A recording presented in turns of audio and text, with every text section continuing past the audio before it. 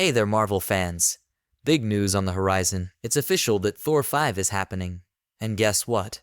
Taika Waititi, the director behind Thor Ragnarok and Thor Love and Thunder, won't be at the helm this time. Now, for those of you who didn't quite groove with the lighthearted direction of Thor Love and Thunder, it's time to breathe a sigh of relief because Taika Waititi is passing the torch. Chris Hemsworth himself has chimed in, and while he's totally up for returning as the God of Thunder, he's got one condition, and it's that it's got to be different from Thor Love and Thunder. Yep, you heard that right. The tone of Thor 5 is going for a complete 180, aiming for a mature and serious vibe that might even involve Thor meeting his maker, indicating a potential death in the cards. Thor Love and Thunder faced its fair share of criticism for its comedic tone, which some fans felt didn't do justice to the God of Thunder's legacy. The film's lighter, more humorous approach was a stark contrast to the character's traditional portrayal, leading to mixed reactions from the audience.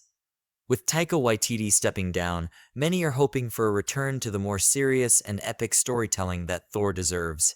Okay, so that Hercules scene at the end of Thor Love and Thunder really got me thinking. I mean, it's setting up something big for Thor 5, right? Personally, I'm stoked about the idea of Thor and Hercules going head-to-head.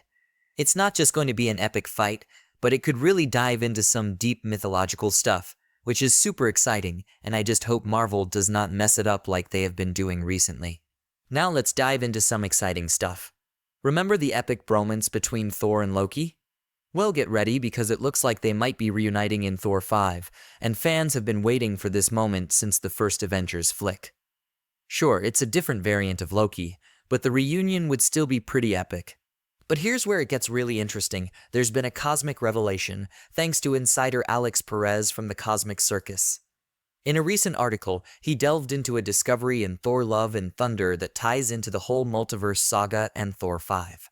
In Thor Love and Thunder's post-credits scene, we see Jane Foster, also known as the mighty Thor in Valhalla, welcomed by Heimdall. It seems pretty straightforward, right?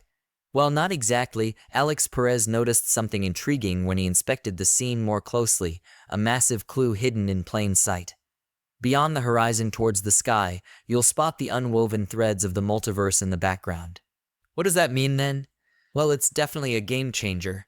Apparently, Valhalla might exist outside of the known multiverse, much like the Quantum Realm, the Duat and the Field of Reeds from the Moon Knight series, or the Ancestral Plane scene in Black Panther. And guess what? Insider sources have confirmed that Valhalla is a significant location in Thor 5, exploring a different facet of Norse mythology. Now, here's where the speculation kicks in. If Thor ends up in Valhalla in Thor 5, it probably means he's got to meet his maker. Looks like he might have to bite the dust in this movie. But why? Well, according to Norse mythology, Valhalla is reserved for the fallen warriors, and that's where things could get cosmic.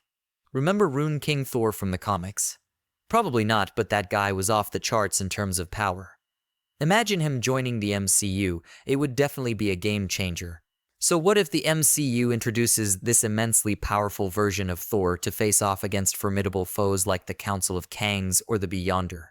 In Thor Disassembled, Thor embarks on a quest to save Asgard from Ragnarok, led by none other than Loki. He ends up gaining Odin's powers, but it comes at a cost. He has to die and be reborn. That's when he becomes Rune King Thor, transcending his previous power levels and becoming a cosmic entity. And guess what? He could be the one to tackle the impending multiversal war, or the MCU's version of Ragnarok. Now, the real kicker here is the potential reunion with Loki. In Norse mythology, those in Valhalla are essentially on standby for Ragnarok. Considering the MCU's twist on Ragnarok, it could mean something big like Thor and Loki joining forces to prevent the multiverse from falling apart. And here's a bonus too, we might get to see familiar faces like Odin, Jane Foster, and the Warriors 3 in Valhalla, making Thor 5 a touching reunion of sorts.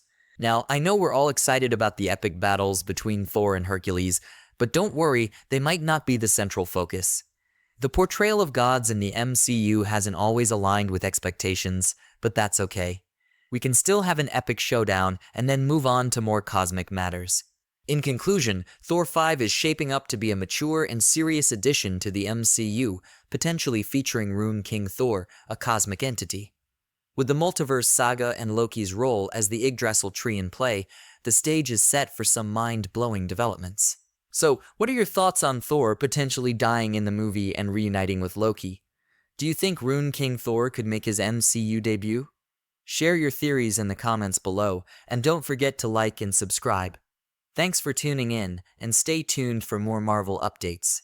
See you in the next one.